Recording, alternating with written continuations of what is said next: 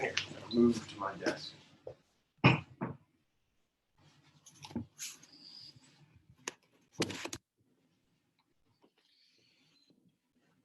Okay.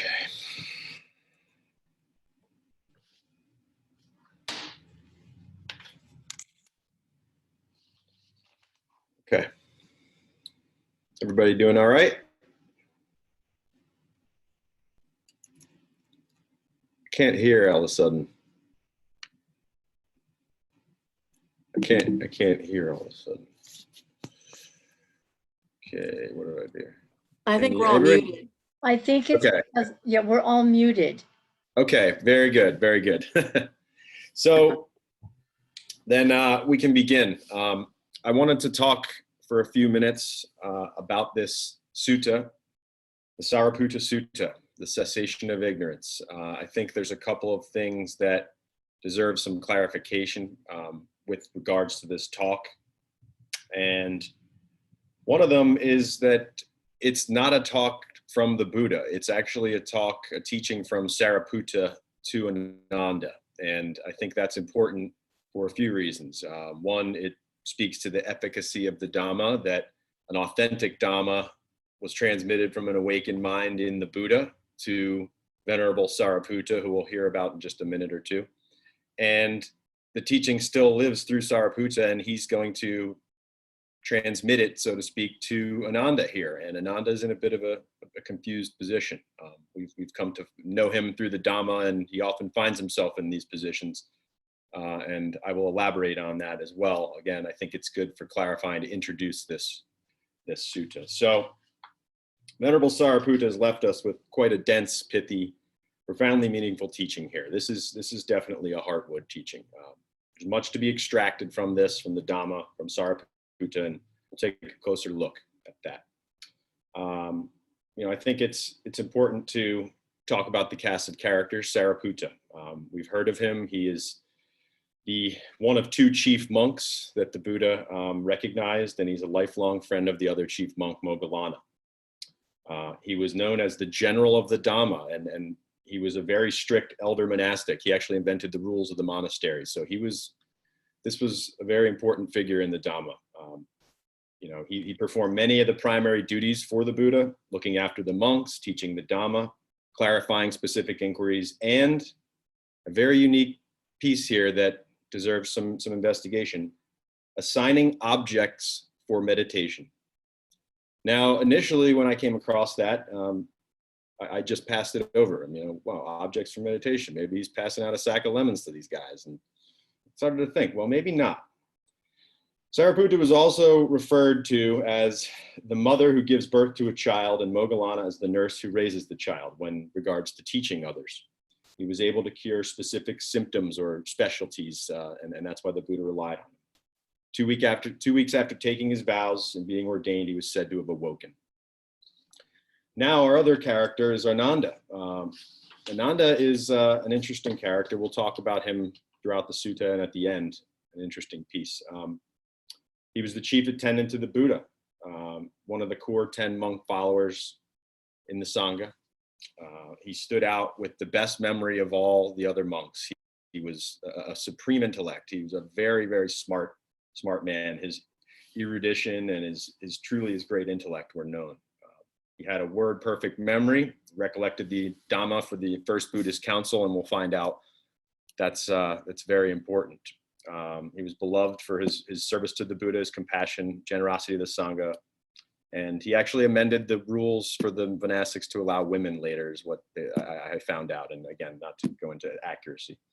But again, we have encountered him, and he has some murkiness on the Dhamma. And as we'll go here into this talk, we'll see that Venerable Sariputta is going to teach him a little something here. The Sariputta Sutta, the cessation of ignorance, from the Anguttara Nikaya. On one occasion, Venerable Ananda visited Venerable Sariputta. They exchanged courteous greetings, and Ananda took a seat next to his friend. Ananda asked a question. Dear friend, could one develop concentration to the point that they would not be sensitive to the earth or the elements of the earth. And now there's a modifier that's important, not be sensitive to perception of the earth or the elements of the earth. I think it's important for clarification. Could one develop concentration to the point that they would not be sensitive to the infinitude of space or of consciousness? Could one develop concentration to the point that they would not be sensitive to nothingness or neither perception nor non-perception? Could one develop concentration to the point that they would not be sensitive to this world or the next world? Would this one still be sensitive to what is occurring? Quite a question from Ananda. Again, shows the depth of his knowledge, his mind, the way he works. He knows a lot. We'll continue the words. Yes, dear friend Ananda, even with great concentration, this one could be sensitive to what is occurring. Please explain how one could develop concentration so that they would not be sensitive to the earth or to this world or to the next world and still be sensitive to what is occurring. Let me explain. On one occasion, I was here in Savatthi at the Blind Man's Grove. I developed concentration to the point that I was neither sensitive to the earth or to this world or to the next world, and yet I continued to be sensitive to what is occurring. Please tell me, dear friend Sariputta, what were you sensitive to at that time? Ananda, I was sensitive to the cessation of becoming. I was sensitive to an unbinding. I was sensitive to the arising and passing away of all phenomena. Now, let's just add the little modifiers that John and what we do when we restore these teachings and give them some vibrancy. I was sensitive to this. I'm going to read that again. The words of the Sariputta Sutta. Ananda, I was sensitive to the cessation of becoming. In our context, we know that this is becoming further ignorant of Four Noble Truths, as teacher Jen has, led us to this point. I was sensitive to unbinding. Sensitive to what? Unbinding of views, ignorant of Four Noble Truths. Sensitive to unbinding refers to the second noble truth of abandoning craving and clinging. I was sensitive to the arising and passing away of all phenomenon. That we can infer from that is cessation, sensitive to the arising and passing away of I-making. Just as a wood fire's flames arise and pass away, I was sensitive to unbinding from wrong views. Now, again, that's the end of the talk, the sutta. Very dense, not a lot of words, but as we can sort of see here, Sariputta is doing a very good job of bringing Ananda's focus back to what's fit for attention. And as Jen was explaining before, on a beautiful landscape journey, she did such a great job eloquently explaining the Buddha's encounters with the Dhamma and awakening and whether he was going to teach or not. Really, really great job there and heartwarming. We've come to the four foundations of mindfulness, as teacher Jen has done such a great job introducing. And we can refer to the Satipatthana Sutta, where the Buddha explains the four foundations of mindfulness. And they are necessary for the purification of all beings. It's quite a statement. When we develop four foundations of mindfulness in our jhana practice, we are purifying our thoughts from wrong or, as we know, self-referential views. We become profoundly aware of impermanence and have the initial wisdom to understand Four Noble Truths. So let's refer to the Satipatthana Sutta on the four foundations of mindfulness and jhana. And this is just going to be we're not going to go into the entire sutta. It's a very lengthy sutta. And I know that some of you like to follow along, but this is not going to get too far out there. We're just going to simply recap the four foundations of mindfulness. And I'll read a little bit of the Satipatthana Sutta to do that.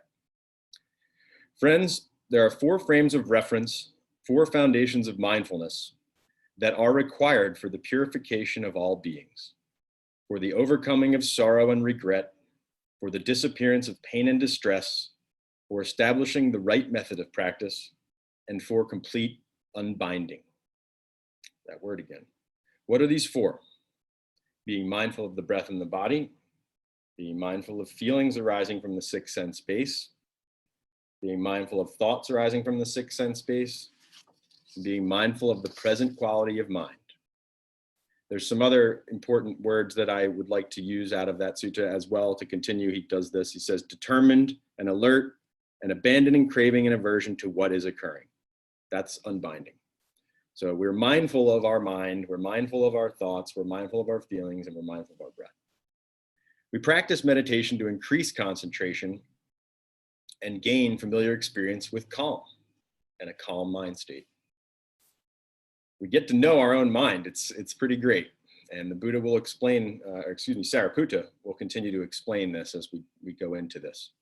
And this teaching, as we've said earlier, is Sariputta is giving birth here for Ananda to a heartwood teaching. That's what this is symbolic of. He is taking his mind, which is aiming out into some very vast areas, and he's drawing his focus back to where it needs to be, to what we actually hold in mind.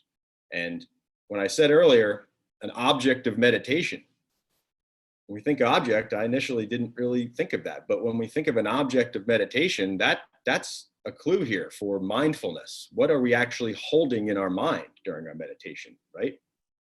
And as we come to work on this, we're holding in mind release, unbinding. So we quiet our minds so we're able to acknowledge the source of fabrications through a variety of strategies and internal thought processes. These are summarized in the teachings on dependent origination from the Paticca-Samuppada Vibhanga Sutta by the Buddha. These are all results of thinking rooted in ignorance.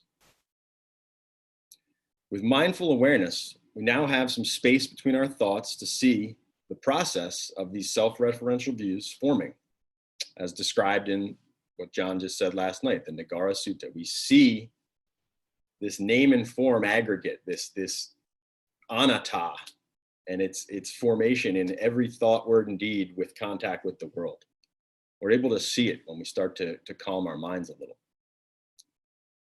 And in the Paticca-Samuppada Vibhanga Sutta, as I said, on dependent origination, the Buddha explains that ignorance is the requisite condition for the origination of what? Dukkha. And more specifically, ignorance is responsible for fabrications. It's the first piece of the chain. From ignorance as a requisite condition come fabrications. Those are the words from the Paticca-Samuppada Vibhanga Sutta. We have a long list. We have a chain that we all know about. We know that from fabrications come consciousness, name and form, sixth sense space, contact, feeling, craving, clinging, maintaining, becoming, and birth, and so on. The point here, as I'm drawing out, is that from ignorance as a requisite condition come fabrications, the words of the Buddha. And now, from the remainderless fading and cessation of ignorance come the cessation of fabrications. So we can see here that by applying our effort and concentration to our meditation practice, we're able to notice the quality of our minds. We practice on our cushions, and as we go out into the world, this is the useful, application of the four foundations of mindfulness. As practice continues and concentration deepens, jhana, or states of meditative absorption, become more familiar and with continued practice, one can recognize the process of dependent origination, the formation of fabrications, and fabricated views of self, which are rooted in ignorance. We can now recognize this. We're able to notice the arising and the passing away of impermanent feelings and thoughts. These are the second and third foundations of mindfulness. We experience cessation of ignorance and cessation of becoming further ignorant. We've now experienced the Four Noble Truths and are developing profound or awakened right view. We've experienced the cessation of birth or the further moments rooted in ignorance, at least for the time we have. And this, as we said, we go back to the sutta, to what Sariputta said to Ananda in the very beginning, which I should have right here. I was sensitive to the cessation of becoming. So when you say sensitive, again, we can come back to, it's a confusing word, but now we're starting to understand what it means. It means being mindful, the right application of mindfulness, as we've been talking about here.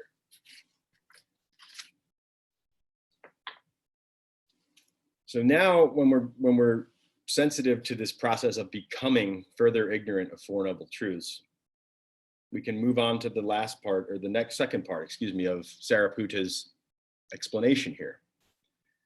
We are sensitive to unbinding. Unbinding from views ignorant of Four Noble Truths. We were explaining earlier that these views are bound together in ignorance. These are views of anatta that want to be made permanent in an impermanent environment. We notice the arising and passing away and are able to practice restraint with our own minds and become aware of the process of fabrications and construction of them. The wisdom of right view, we understand that restraint applies to our thoughts as well as our actions. When we notice the quality of our minds in the fourth foundation of mindfulness, we allow life to occur as life occurs. We do not have a compulsion anymore to instinctually react or insert anatta, our name and form aggregate, into thoughts, words, deeds, and actions. We actually can have spaciousness and have an auspicious day and actually have an experience with cessation, with awakening. When we live in the world as phenomena arise and phenomena pass away and live a fulfilling, peaceful life, we continue to practice the Eightfold Path. The state of calm abiding, known as equanimity, the Buddha refers to when speaking of the fourth state of jhana. It is a mind state of ease with what is occurring, an ease of being, and an ease of a joyful release of wrong views from moment to moment. Sariputta's practice deserves some elaboration, and the Magga Vibhanga Sutta, which is a sutta on the elaboration of the actual Eightfold Path, is helpful here. This speaks directly to jhana meditation as taught by the Buddha. And I apologize that you don't have this to follow along, but I will try and keep it for you too. And what is right meditation? The words of the Buddha from the Magga Vibhanga Sutta. For one who has developed right meditation, their concentration increases and they withdraw from the need for sensual stimulation. For one who has developed right meditation, their concentration increases and they withdraw from unskillful mental qualities. For one who has developed right meditation, their concentration increases and they enter and remain in the first jhana, the first level of meditative absorption. Joyful engagement and pleasure in the Dhamma born from withdrawal.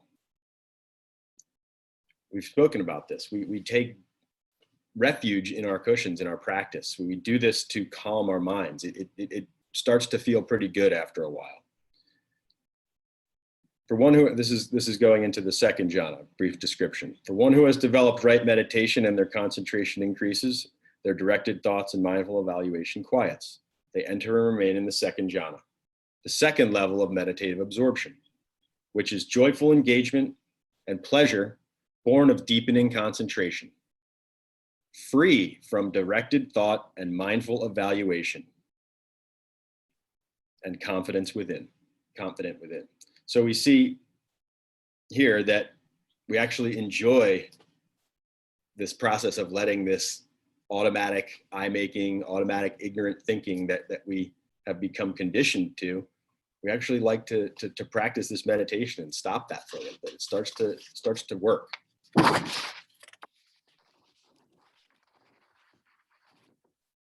One who has developed right meditation, their concentration increases and their joyful engagement fades. Equanimity arises, and with mindfulness of pleasure in mind, equanimity arises with mindfulness of pleasure in a mind united with the body. They enter the third jhana. The wise know this as equanimous and mindful, a pleasant abiding. Now he talks briefly again about the fourth jhana and its very similar. For one who has developed right meditation, their concentration increases, their mind rests in equanimity, neither pleasure nor pain have a footing. They remain and enter and remain in the fourth jhana. Their mindfulness and equanimity is pure, free of wrong views, rooted in ignorance of Four Noble Truths. This, monks, is right meditation.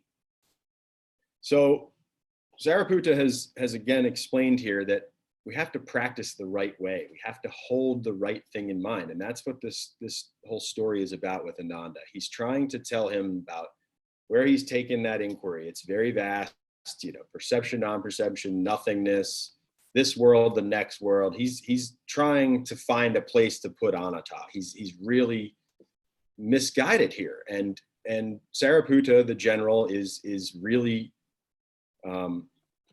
direct in how he gets him to understand this. And now we'll go into some of my words and commentary on this. By practicing meditation and becoming more familiar with the four states of meditative absorption, we are able to develop restraint from sensual stimulation and unskillful mental qualities. We've talked about this. It's the need to I-make or personalize this abundance of sensual contact that we have with the world. And by practicing meditation and becoming more familiar with the four states of meditation absorption, or jhana, we're able to hold in mind the four foundations of mindfulness. When we become skillful with the four foundations, we're able to acknowledge the quality of our mind more often. That's on the cushion and off the cushion. We don't lose our minds as much as we used to. I think we'll all find that. We further develop more profound concentration over time and often enter into the four states of jhana as our mind becomes more equanimous or calm. That's what we're doing here. We're practicing to calm our minds. It's also important to note that the four jhanas are in the context of impermanence and are subject to worldly causes and conditions.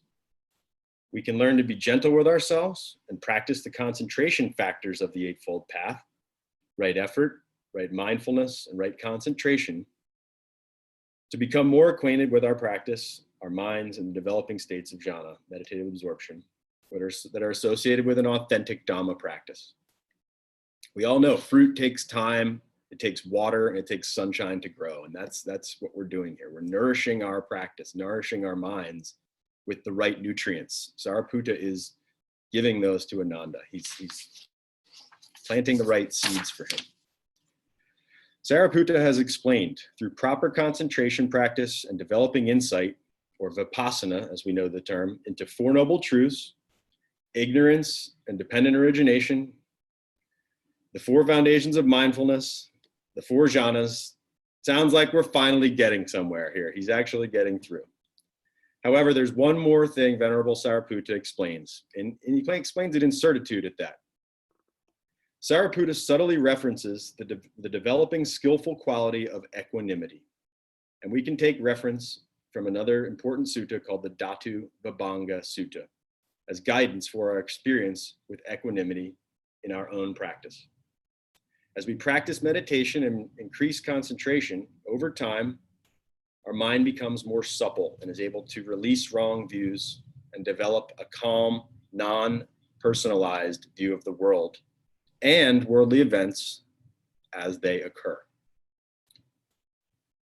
It is an accurate description of spaciousness that allows for this flexibility, this ease of being that we often find ourselves in as we continue with Dhamma practice. We've experienced what it's like to have a calm mind, and we know it's pretty great. So briefly from the Dhatu Vibhanga Sutta to explain how jhana practice impacts the spaciousness of our mind. I think this is a very, very apt description. Again, these are the words of the Buddha. A wise Dhamma practitioner understands, in this same manner, an agitated mind, lacking concentration, independence on contact, will feel feelings of pleasure, feelings of pain, or feelings of pleasure nor pain, of neither pleasure nor pain. A wise Dhamma practitioner understands that with the cessation of self-referential sensory contact, feelings of pleasure or pain or neither pleasure nor pain are stilled, I think we can use the word calmed as we're talking about it. I think it's a very appropriate word. Now there remains only a mind established in equanimity, luminous, pure, supple, and spacious. This is a great metaphor. Just as if a skillful goldsmith were to take raw gold and through skillful effort transform this raw gold into a refined and flawless ornament, malleable and luminous, the gold would now suit the goldsmith's purpose. Just a little bit more from the Dhatu Vibhanga Sutta. In this same manner, one whose mind is established in equanimity, luminous, pure, supple, and spacious, knows that if I were to direct my thinking toward non-physical dimensions or infinite consciousness or infinite space or infinite emptiness or nothingness, or the dimension of neither perception nor non-perception, I would know these as fabricated. A wise Dhamma practitioner does not fabricate or mentally construct for the sake of self-establishment in this physical realm or any fabricated or imaginary non-physical realm. That's the modifier again. Fabrications abandoned, this one is not sustained through craving.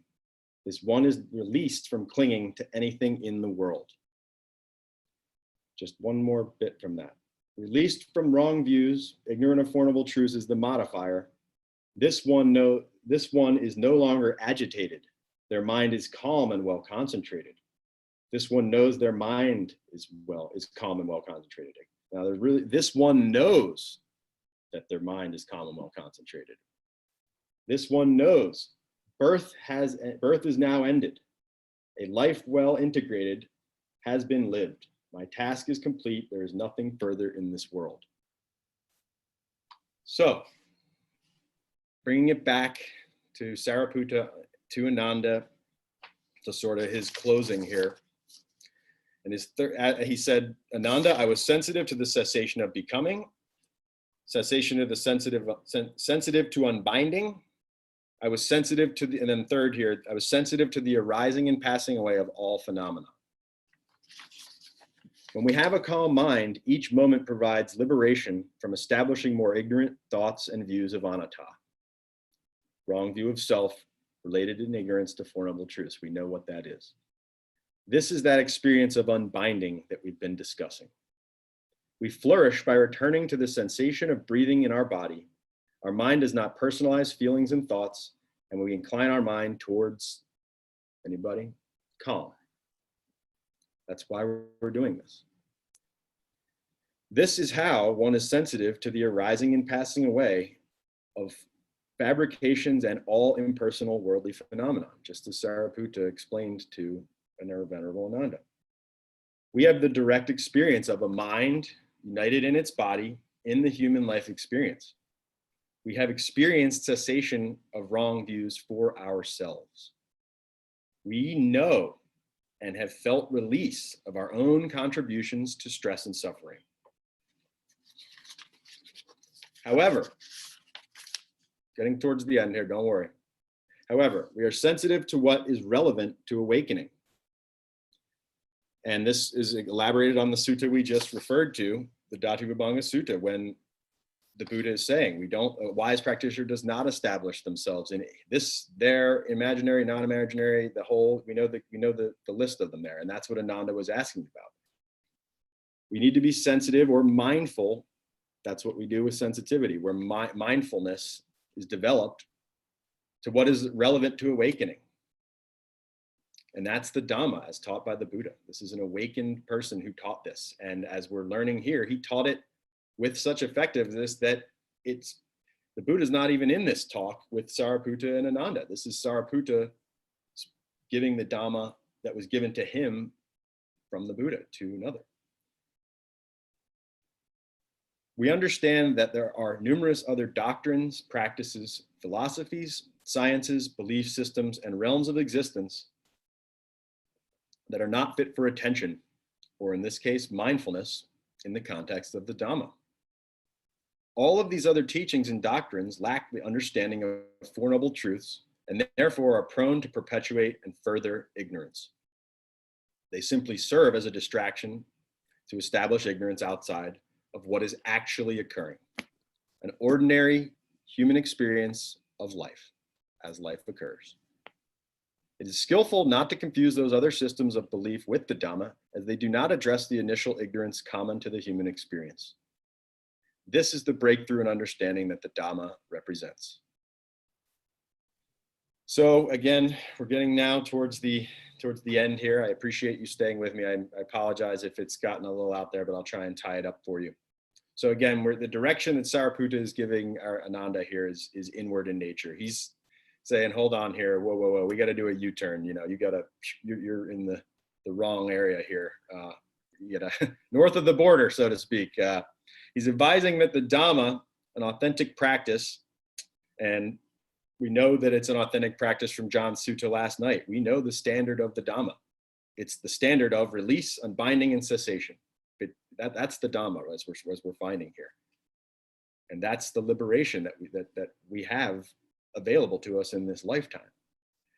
It's necessary to understand how we fuel the fires of dukkha that arise within us. And that's the final piece here, that Sariputta is explaining to him what's fit for holding in mind, what's fit for mindfulness. And that is emptying of ignorance, unbinding of wrong views, experiencing cessation of all phenomenon, and practicing the Noble Eightfold Path. And the reference to actually knowing cessation, the personal experience that Sariputta is going to elaborate on there, is given with the metaphor of just as a wood fires, flames arise and pass away, he was sensitive to unbinding and wrong views. That by using fire, that's a way to make it. He's explaining that this is authentic. I've done it. I'm recounting to you as I sat in concentration, probably on numerous occasions, but on one occasion as he's recounting here. Sariputta has become sensitive to his own contributions to stress and suffering. And that's why we can use other teachings that reference flames and our own contributions, such as the Loka Sutta, when we extinguish the flames of passion and desire, or the fire discourse, when we refer to the world being a source of dukkha and it's a flame, and we can become in contact with that. We see the lack of wisdom there. So again, the final lines from Sariputta subtly refer to awakened right view. Through the wisdom of cessation, Sariputta was mindful of becoming, unbinding, cessation, and knowing cessation. And we have experienced this ourselves, and that's how we can take true refuge in the Dhamma, through the direct experience of cessation of our own ignorance. That's, again, back to Sariputta, the cessation of ignorance. And we have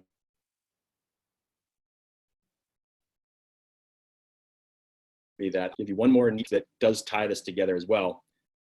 But I'll ask a question if anybody wants to answer it. So how do we do this? How do we live in the world and allow life to life as occur, not personalizing our experience? Anybody, maybe not one of the teachers, if they wanted to, how do we do it?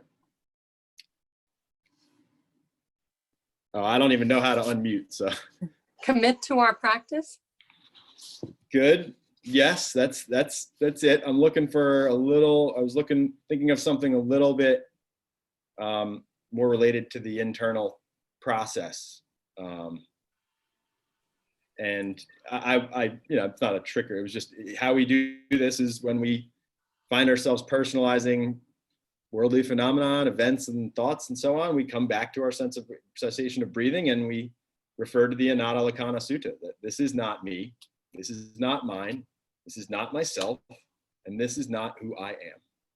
And we all have heard that before. So that's sort of the boundary of the talk. And I have one little, like I said, extra credit piece on here that just food for thought. It's an epilogue, actually, because Ananda is an interesting character, I'm finding out. And again, maybe the experts can go on to this as we finish here.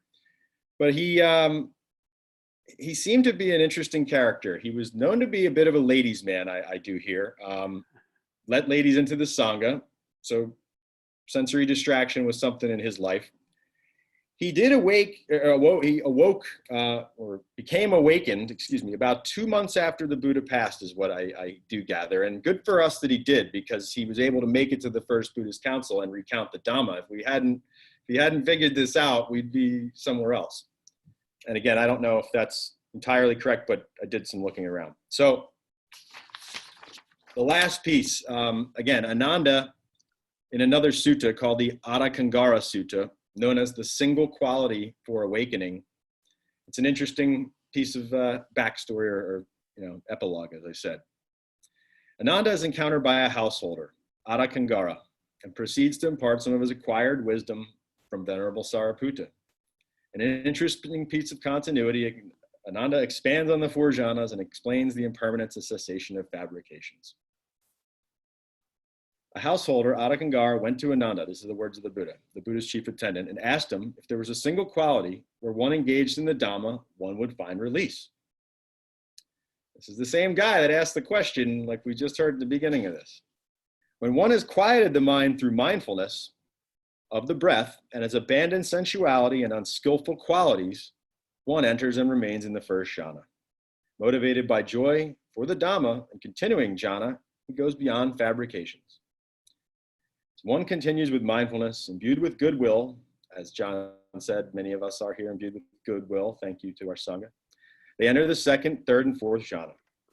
As concentration deepens, their mind is unbound, spacious, free of the confining yoke of ignorance. Another appearance of our favorite term. Ignorance is a yoke. It's choking us. It's not fun to pull this anatta thing around.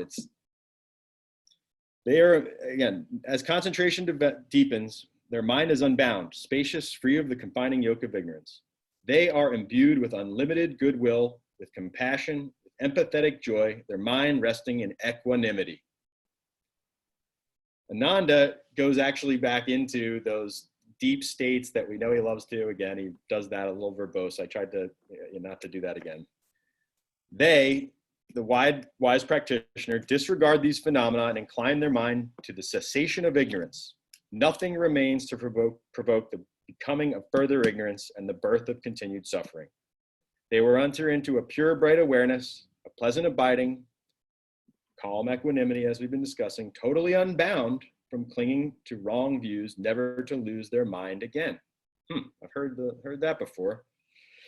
This, my friend, is the single quality taught by the Buddha, to be developed so that the unreleased mind of a Dhamma practitioner who is mindful, ardent, alert, and resolute in the Dhamma would attain release and security from the yoke of clinging to views rooted in ignorance of 4 noble truths. Venerable Ananda, it is as if a Dhamma practitioner were seeking an opening onto treasure and all at once realized 11 openings to treasure. There's a little subtle reference to 11 that doesn't really need to be expanded on here. In the same way, I was seeking a single doorway to the ending of all fabrications. All at once, you taught me 11 doorways I can take, all leading to the single point of cessation from fabricated views. So that is the tie-in from Venerable Sariputta's talk to Ananda that helps bring his focus back to where it needs to be, not in physical realms outside of humanity or other systems, beliefs, perceptions, non-perceptions, consciousness, infinite consciousness. We've gone through a lot of those descriptions. Sariputta is telling him that we practice for calm, we practice to become skillful with 4 foundations of mindfulness. We practice to empty ignorance of 4 noble truths. We continue to practice the Eightfold Path. And with developing wisdom and profound right view, we continue our practice to develop and experience what a calm mind state is like. Thank you.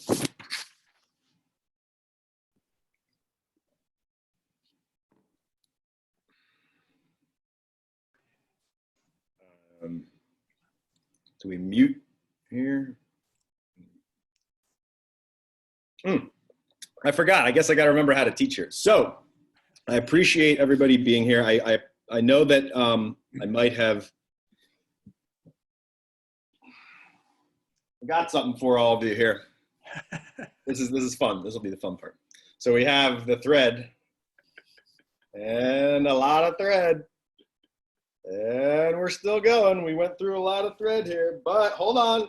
Look what's at the end.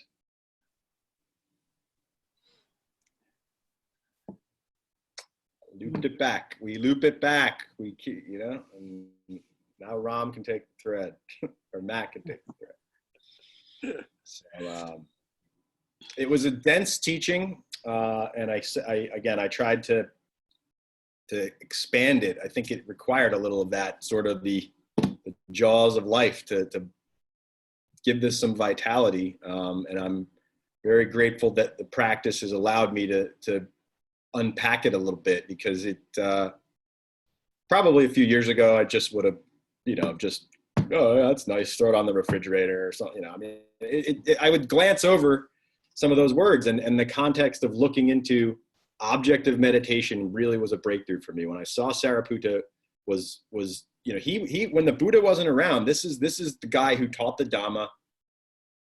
You know, he explained things to people. He taught, he was everything the Buddha wasn't, or everything the Buddha was when he wasn't there. He was the guy. So, you know, this is an awakened person, or awakened teaching. So it took me something to really get that out. And the object of meditation really was something I connected with. That broke through for me for mindfulness, for the 4 foundations. If anybody would like to add anything or questions, or specifically maybe related, if you wanted me to clear something back up. I know I kind of jumped all over, so I apologize, and hopefully we kept it on the fairway. Can I say something? Please. I'm just, I remember reading this sutta when we did the Vipassana study, and it came through as really dense then. And thank you for teasing all that out, and showing us, you know, the human side of Ananda. It is amazing that somebody who is really as steeped in the Buddhist teachings as Ananda could still come up with a zinger like this, and then, you know, and Sariputta very calmly puts him back in his place. So it gives you hope for yourself when you come to John, or to anybody else with, you know, once your mind's completely twisted up in stuff that you've been diving into, there's a way back. Yeah, it's beautiful how that other sutta, you know, he got it. He got it in time. Another piece that I flushed out that was neat about Ananda was that as the Buddha was looking, he was the Buddha's attendant, I think, for about 25 years. And as the Buddha was looking for a new attendant, it was there was a big hubbub. Everybody was sort of like, wow, I want that, you know, and bam, a bunch of people wanted to be the Buddha's attendant.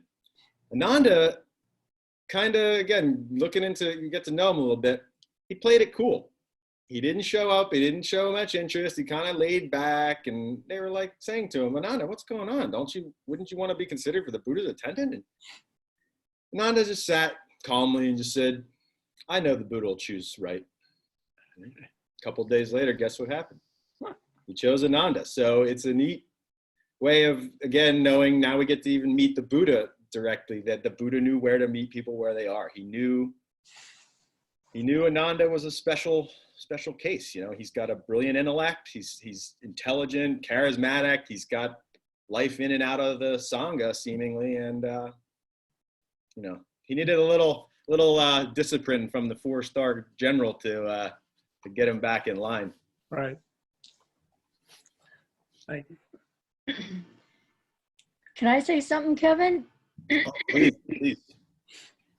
I just like. Oh, I guess I didn't go around. Yeah, yeah, Oh, absolutely. you didn't go around the room, so I just figured. Yeah, no, that's good. I just want to thank you for bringing so many other suttas in to explain this. I want to listen to your talk again on the recording and go back and look at those other suttas as we go through, because that was very enlightening to have those other suttas connected, and it was sort of like a bouquet of suttas, which Full house. very nice. And they were all connected. They all worked together. Mhm. And I just wanted to ask one question. The sutta that talked about the goldsmith, Yes, what sutta is that?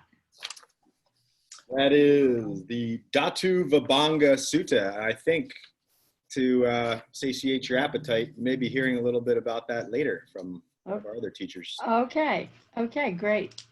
Dhatu Vibhanga Sutta. And Yeah, that was very dense, and you yeah. brought it to us very clearly. Thank you.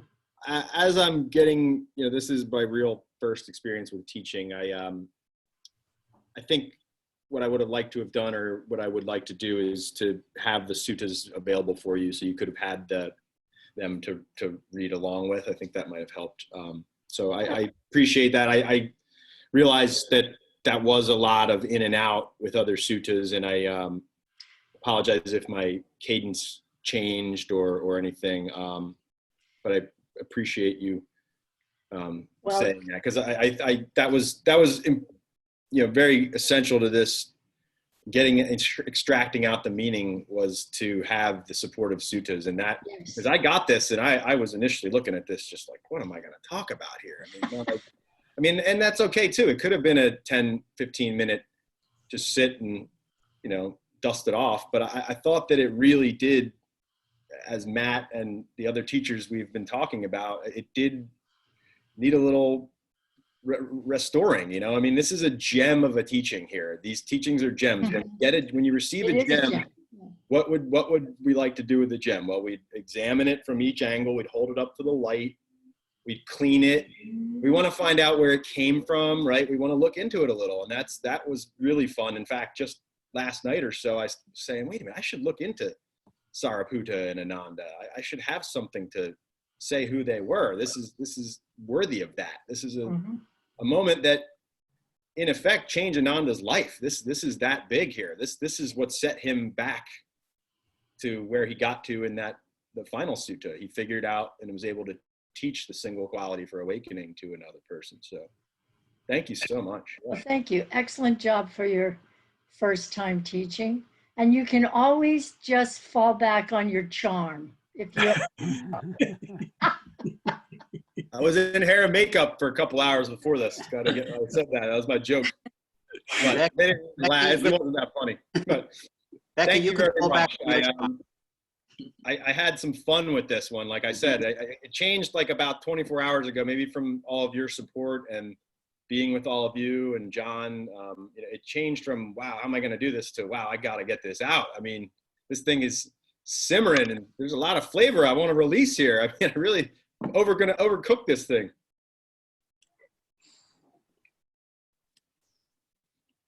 Well, if we want to just continue to be aware of the Eightfold Path for a few more hours here, and maybe we'll reconvene if nobody has anything else. And John, would you like to, I should call on John at least maybe, or if there's no words to be had.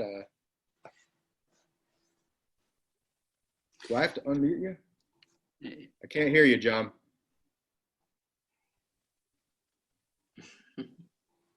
If the teachers could just stay in the room, just so we can talk about something after we end the session. And we'll be back at 6:45 tonight for our evening session and for Matt. Does anybody else have any questions or comments on Kevin's outstanding job? I do. Can you hear me? Yep. Hi. Kevin, I just wanted to say how delightful it was to hear you and to see how enthusiastic you are about teaching this and learning about it. You can tell the hard work that you did in studying this so that you could present it to us. And I've never heard you speak before, and so I felt like, oh, I get to know Kevin a little bit deeper, and I thank you so much. And I heard you say, I'm sorry if I'm sorry that, and there's nothing to be sorry for. It was just brilliant. Thank you so much. Really appreciate it. And John, did you say 7:15? Well, the next session starts at 7, so the meeting room okay. will be open at 7:15. Okay, thank you. This is Mary. I just wanted to say thank you, Kevin. Often I feel like I'm hearing things for the first time, and I don't recall whether we've ever woven 4 suttas together like that. And I found it fascinating, historical kind of human review of the characters. So I thought it was fascinating in addition to being very educational. I think just the phrase sensitive to, I heard that phrase, whether it was to cessation or unbinding, quite a few things. It's just another use of a word in a unique way that helps illuminate things for us. And I really, really appreciate that. And I too will look forward to listening to this again on the recording. So thank you and great job, Kevin.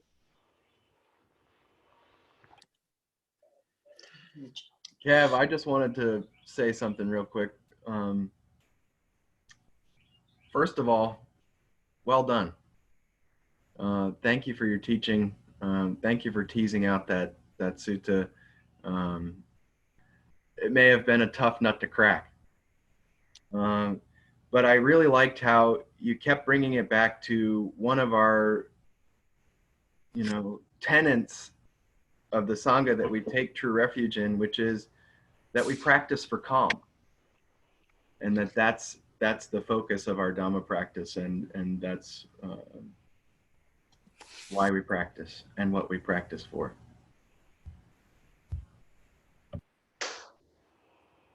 Yep. Your mic is off, Kevin.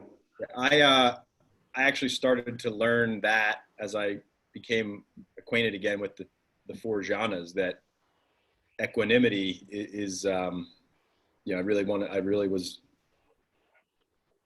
was striking me there, equanimity, calm. So that was, appreciate that. Thank you. Yeah, I just wanted to say too, Kevin, by the way, awesome job. Thank you. Knocked it out of the park. Spiked the volleyball. I really Wonderful. liked the background information about Ananda and Sariputta, and that was a brilliant technique that a lot of teachers use to hook the audience with that. And not that this audience really needs hooking, but I thought it might after this yeah, one. I felt like I wanted, I felt like I was I don't know why I'm doing all the movie references, but I felt like I was watching a prequel. Yeah. I tried to think about that a little, like the Butch Cassidy thing, something kid, like, need to recreate these two. And also that you highlighted, the question that Ananda asked Sariputta, which was a question, and kind of an ignorant question of how can I be aware of something and not aware of something? And it is simply that you're aware of what is occurring and you're not aware of fabrications. And you really made that very clear. So thank you. Thank you for your teaching. Do I need to mute? I'm trying to reach, you going? Oh. Hi, Kev. That was a great job on pulling together four suttas. Thank And what actually goes by without recognition is that you actually pronounce them so well. I can't hardly pronounce any of them. It's just time of hearing everybody else say it. Like, It's that evolved mind you have, that young evolved mind you have. But I love the way you actually, there was a lot of interlocking moments there, and you pull that off effortlessly, which makes me think that you have a pretty tight grasp on your material. I also like the way you brought us back to to jhana meditation and the four foundations of mindfulness, as did Jen. She brought us the same way. So you guys seem like you're there's a common message here, and it's in jhana meditation and the correct way of doing jhana meditation. I also like the fact that you tied it in with quality of mind, and we have to recognize where our minds are at, and if our minds aren't in that that space of equanimity, well then they're being distracted. Somehow they're being distracted, and that distractions are generally wrong views of ourself and ourselves in relation to the world. So all this came through in your teaching, and I deeply appreciate it for focusing to a place where I can understand it better, and that's through jhana meditation. So thank you so much.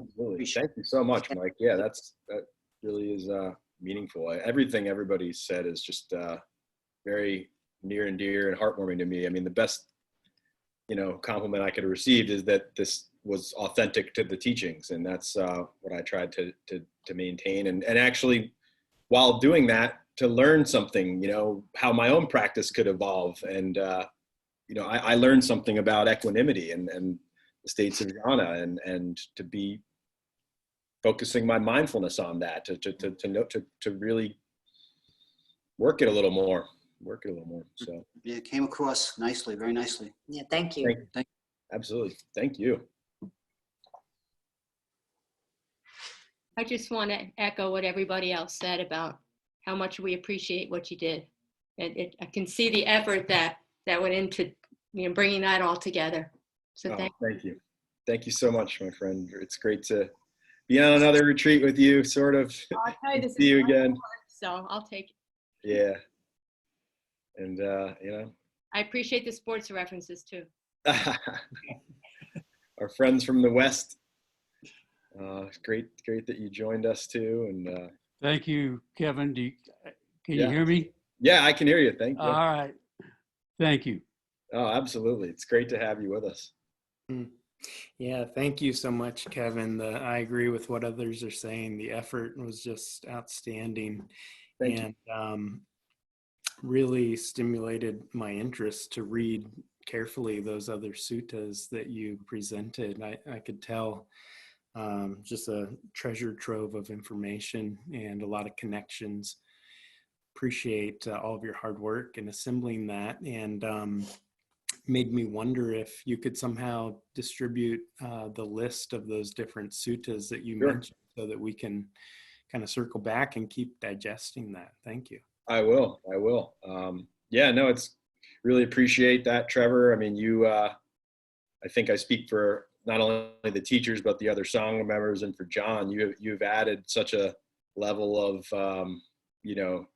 discernment to our Sangha in a great way. You have such a great grasp on Buddhism and spiritual tradition, and it's so great to have you join us. And you often are saying so many things that are insightful. So I appreciate that. That goes both ways, my friend. I really appreciate all that you bring to our Sangha. So if you go to the Sutta on the website, you'll see a lot of linked articles for further study. All the articles on the website are like that. Yeah, I'll send out a little follow-up with that on there. Sure. So, all right. Well, I guess, do we do Metta now, or do we do that later, or we'll do it later on?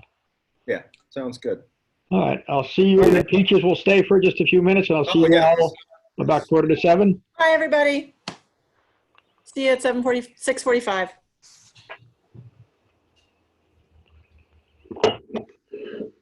Boop, boop, boop.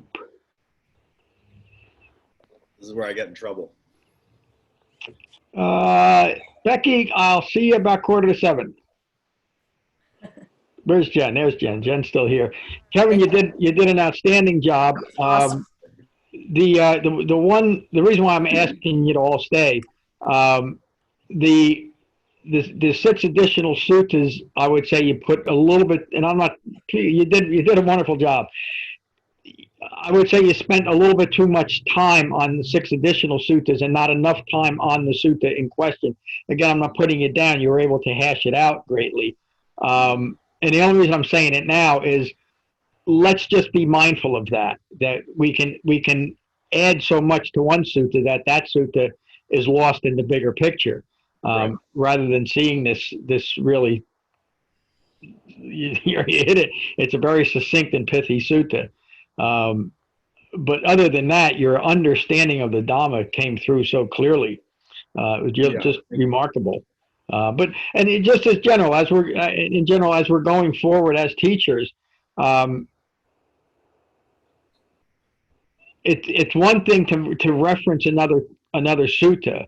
It's another thing to read a good portion of that sutta while we're trying to read another sutta. And the one really, I don't know if I call it a criticism, is that it wasn't clear to me what the Sariputta Sutta was. I mean, I know it.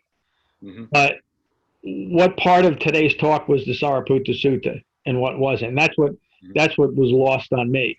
And that's, you know, but I agree. The effort you put into it, Kevin, is remarkable. You know, maybe. Yeah, I mean, effort's one thing, but the message is more important than effort. So, I mean, I think that. Well, the message was outstanding. You could, from the feedback by the Sangha, we know it was. Yeah. You know, it was challenging because a lot of the suttas, I didn't want to read as much as I did from those other suttas, but if I couldn't refer to them if I didn't have a little bit of, you know, I couldn't just read like a skillful goldsmith does that. I guess I could have, but I thought that, I understand what you're saying. Here's the thing, Kevin. You know enough of the Dhamma to just, and there's a difference between an opinion and what you know, and we don't need to get into that right now. But you know enough of the Dhamma to explain the sutta without getting deeply into another sutta. And that's where that's where I think a little bit more authenticity would come through that way. Mm-hmm. This is how I understand this, rather than saying this is how the Buddha understands it. You know, I do it all the time. I reference other suttas, but again, there may have been just a little bit too much of that here. So, and you mentioned something about the Dhatu Vibhanga Sutta. It's something to reference. The Buddha said this in the Dhatu Vibhanga Sutta. It's another thing to read another sutta while you're teaching a sutta. You know, that I think that's all I wanted to say. Yeah, if you can do like one line or 2 lines off of another sutta, that would probably work a little better. Right. Yeah, I had thought about that. I didn't want this to be as long as it did. I just, I appreciate those comments. Good. Great job. Work in progress. Yeah, we all are. We're all learning. It seems like everyone's having a great retreat. So thank you all for what you're doing. Matt, you all ready for later? Yes, sir. Good. Ram tomorrow morning. Ooh, yeah. All right. Well, all right. I'll see you all in a couple hours. Thank you for really, Kevin. What a wonderful presentation of a dense nugget. Yeah, dense. I'll see you all later. All right, guys. Bye. Bye-bye.